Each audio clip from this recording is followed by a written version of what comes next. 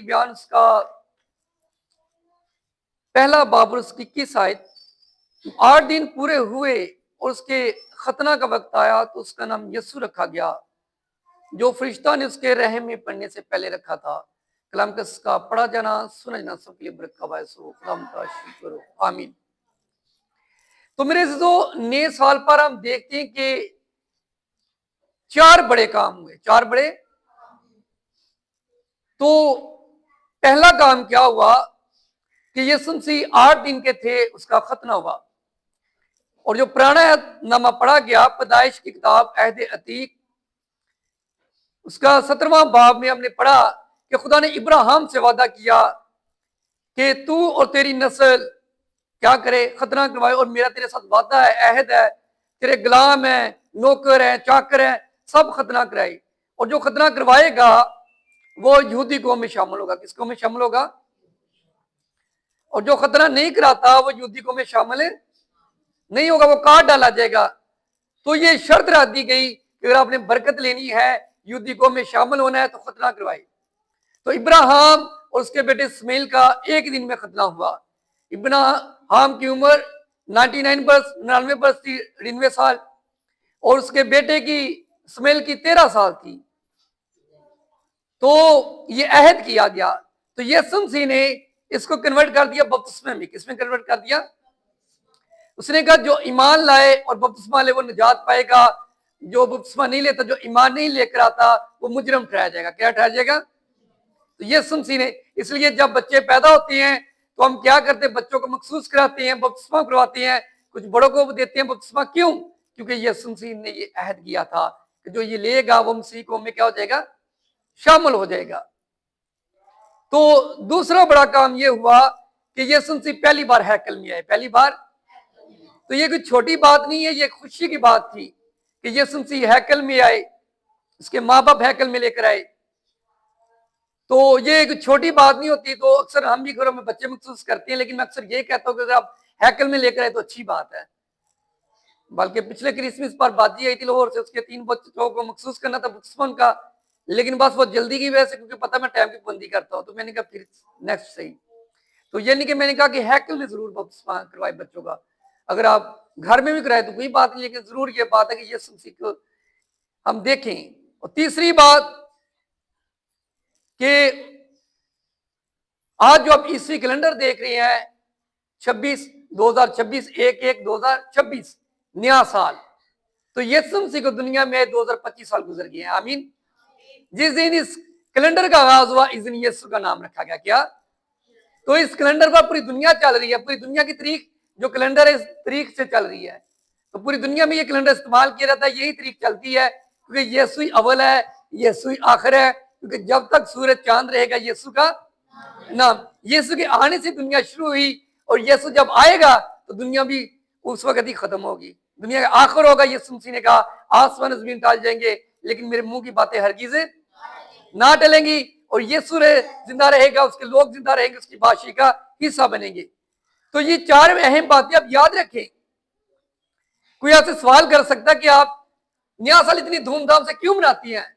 तो नंबर 1 क्या है कि यीशु मसीह का खतना करवाया गया है यहूदी शरीयत के मुताबिक। नंबर 2 उसको हैकल में लेकर आए।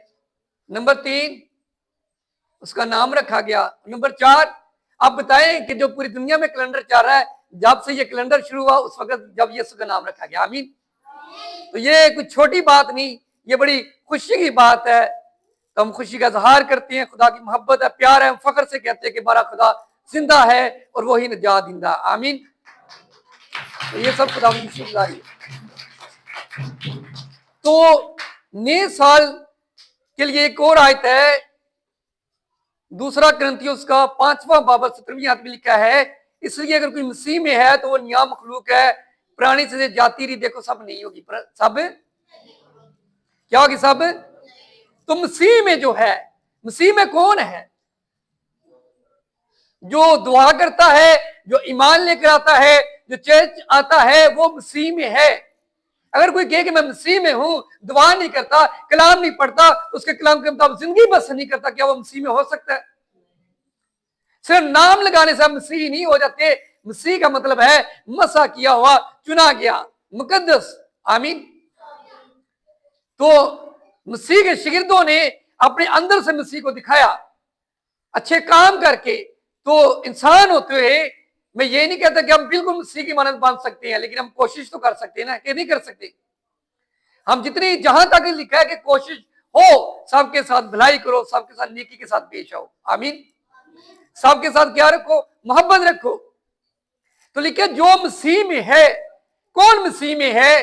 जो दुआ करता है, कलाम पढ़ता है, चर्च जाता है, जो उसके हुक्मों पर अमल करता है। उसने कहा तुम मेरे हुक्मों पर अमल करोगे तो मेरे शागिर्द ठहरोगे।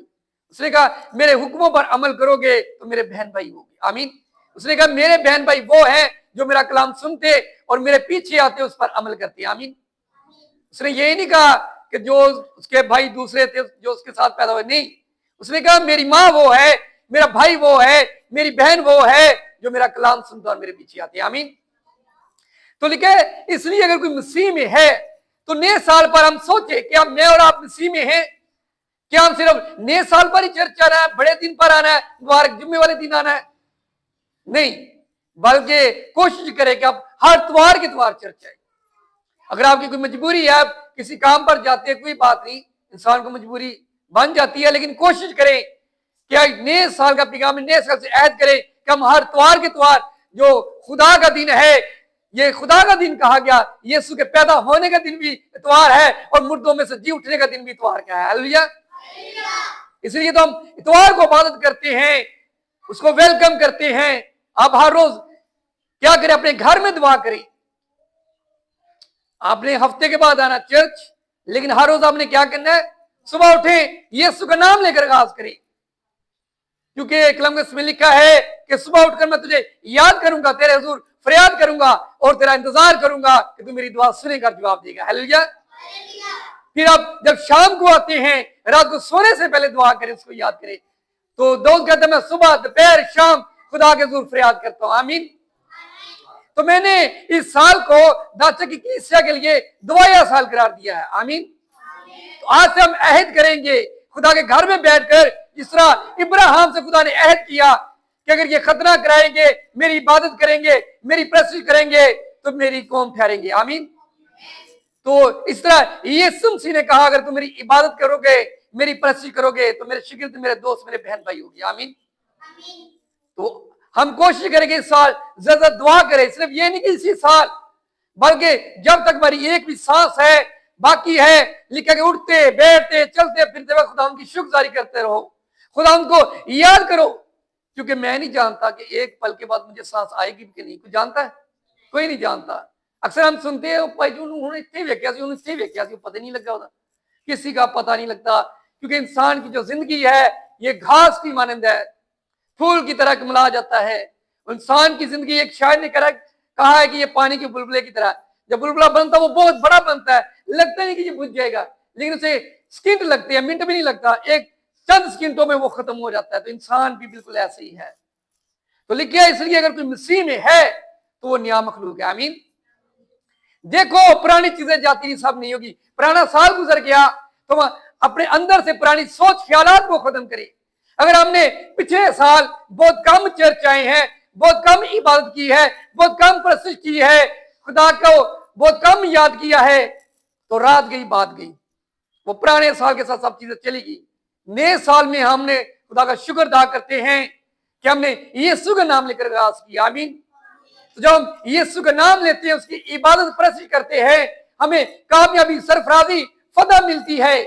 खुदा पहले बनी इसराइल कौम के साथ था, मूसा के साथ था, फिर मूसा उसका लीडर बना, खुदा का खादिम, फिर यशवा लीडर बना। तो खुदा ने कहा कि खौफ ना खा, बेदिल ना, अब से तक मैं हमेशा तुम्हारे।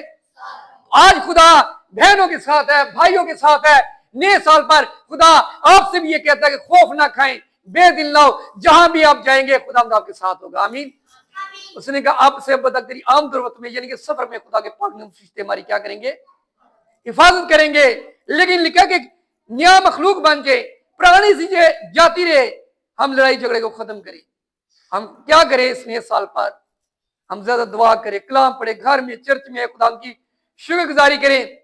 पुरानी चीजें क्या हैं? हरामकारी, नापाकी, शब्द प्रस्ती, बुत प्रस्ती, जादूगरी, इदावतें, झगड़ा, गुस्सा, हसद, फिरके, जुदाइया, बीते, बुगज, नशाबाजी, नाच रंग, शराबी, लालची, तो लिखा कि ये सब खुदा की बादशाही के वारिस नहीं होंगे। तो लेकिन नए साल में हम क्या करें?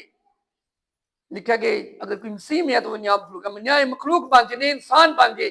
यानी कि हमारी सोच नहीं हो, हमारे ख्याल नहीं हो, हमारी जिंदगी नहीं हो। जब भी खुदा किसी बीमार को एक बड़ी बीमारी से शिफा देता है तो हम कहते हैं इसने नई जिंदगी पाई है। कौन सी जिंदगी पाई है? तो यीशु मसीह ने कहा क़यामत और जिंदगी मैं हूं। तो यीशु मसीह के बगैर हम नई जिंदगी पा नहीं सकते। जब यीशु मसीह हमारी जिंदगी में आ जाएगा फिर हम नई जिंदगी पाएंगे। आमीन। तो इमसाल 9 बाब 11 में लिखा है क्योंकि मेरी बदौलत तेरे अय्याम बढ़ जाएंगे और तेरी जिंदगी के साल ज्यादा होंगे। आमीन।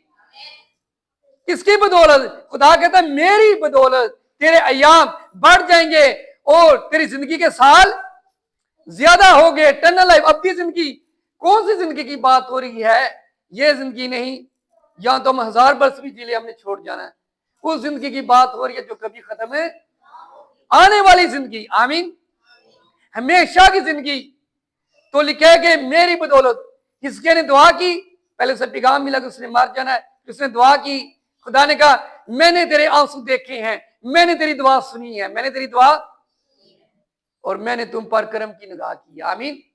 तो आज खुदा भाइयों से ये कह रहा है, अगर आज तक आपकी कोई दुआ कबूल नहीं हुई तो खुदा आज भाइयों से कह रहा है, बहनों से कह रहा है, बुजुर्गों से, बेटों बेटियों से, वो आपके आंसू देख रहा है।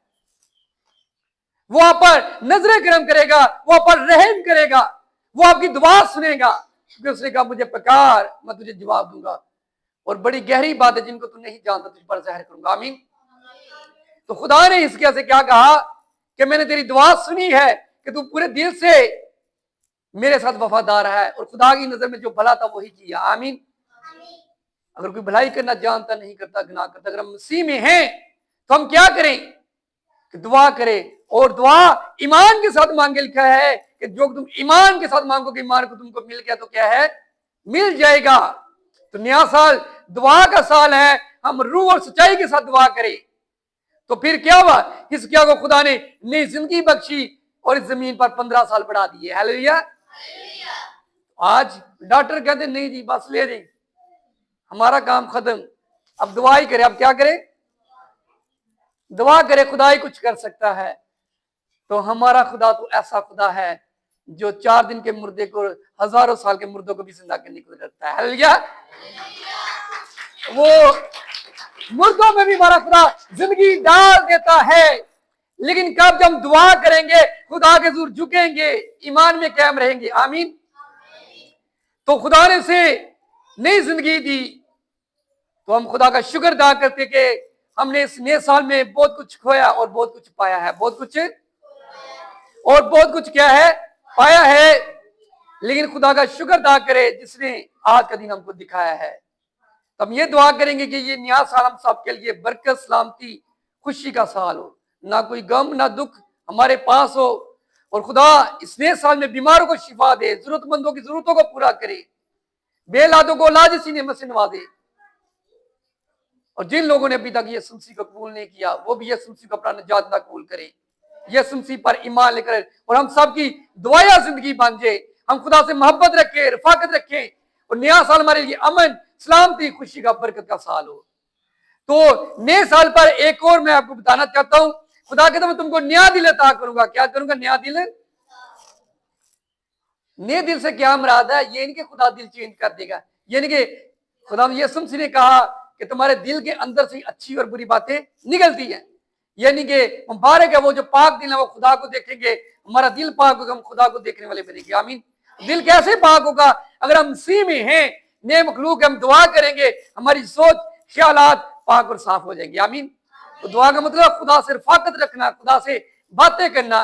फिर लिखा है कि नया दिल अता करूंगा, नई सोच। फिर लिखा है कि वो नया गीत गाने लगे। क्या गाने लगे? नया गीत गाने लगे। तो कौन सा नया गीत गाने लगे? हम मुकाशवा किताब में देखते हैं, मुकाशवा की किताब में लिखा है कि वो खुदा के लोग नया गीत गाने लगे। मुकाशवा 4 बाब 9 आयत में लिखा है कि वो ये नया गीत गाने लगे कि तू इस किताब को लेने, इसकी मोहरें खोलने के लायक है, क्योंकि तूने ज़िबा होकर अपने खून से हर एक कबीला और अहले ज़बान, उम्मत और कौम में से खुदा के वास्ते लोगों को खरीद लिया है और उनको हमारे खुदा के लिए एक बादशाह कहन बना दिया और वो जमीन पर बादशाही करती हैं। और जब मैंने निगाह की तो उस तख्त और जानदार और बुजुर्गों के गिरदा गिर्द बहुत से फरिश्तों की आवाज़ें सुनी जिनका शुमार लाखों और करोड़ों था, और वो बुलंद आवाज से कहते थे कि ज़िबा किया हुई बरा, ये गीत गा रहे हैं कि ज़िबा किया हुई बरा कुदरत और दौलत और हिकमत और ताकत और इज्जत और तमजीद और हमद के लायक है। हालेलुया। यानी कि सारा इज्जत जलाल यीशु मसीह के लिए। हालेलुया। हर एक घुटना खुदा यीशु मसीह के आगे झुकता है। तो अगर आज तक आपका कोई मसला हल नहीं हुआ, हर चीज के एक वक्त मुकर्रर है, आज से खुदा के ज़रूर झुकना शुरू कर दे। इसके बाद झुक गया और उसके झुकने की वजह से, दुआ करने की वजह से खुदा ने उसको बीमारी से भी शिफा दी और उसकी उम्र को बढ़ा दिया। हालेलुया। फिर लिखा है नया आसमान नई जमीन होगी, नया आसमान फिर नया यरूशलेम होगा, नया घर जिसका यीशु वादा करके किया कि जाता हूं तुम्हारे लिए जगह। ये घर नहीं, वहां पर सोने की सड़कें, खूबसूरत शहर होगा। तो खुदा हमें नए आसमान नई जमीन में लेकर जाना चाहता है। वहां पर सिर्फ मुकद्दस पाकीज़ा पाक लोग होंगे, वो लोग होंगे जिन्होंने अपना आप यीशु मसीह को दे दिया है, जो यीशु के खून खरीदे लोग हैं, जिन्होंने अपने जामे यीशु के खून से धोकर पाक और साफ कर लिए। हालेलुया। तो फिर हम नए आसमान नई जमीन नए यरूशलेम में जाएंगे, नया गीत गाएंगे। नया गीत है तो ये गीत सबको नहीं आएगा। गीत कौन गाएंगे? जो उसके ईमानदार वफादार लोग होंगे। आमीन। ये नहीं कि जेड़े साल एक बारी दुआ करेंगे, एक बारी चर्च आएंगे या बड़े दिन ते आगे बस। वो लोग जो हर रोज अपने घर में बैठकर दुआ करते हैं, वो लोग जो हर त्योहार चर्च आते हैं, वो लोग ही खुदा की बादशाही का हिस्सा बनेंगे। तो मेरे जो आज हमने सीखा है, जाना है कि हालात कैसे भी हो, हालात बदल जाते हैं यीशु तेरे। तो खुदा नए साल पर आपके हालात बदलना चाहता है। खुदा आपके दिल की मुरादों को पूरा करना चाहता है। खुदा आपकी जरूरतों को पूरा करना चाहता है। खुदा आपके लिए जलाली बड़े काम करना चाहता है। लेकिन कैसे होगा ये सब कुछ? क्योंकि अगर मसीह में कोई है तो वो नियामत मुल्क है। हम मसीह को पहन ले, मसीह को अपनी जिंदगी में ले ले, उसके कलाम जिंदगी बसर करें ताकि वो हम पर रहम करे, हमें से सलामती दे, तंदुरुस्ती दे और हमारी जरूरतों को पूरा करे। तो खुदा मुझे और आपके इस पंग से बख्शे। आमीन।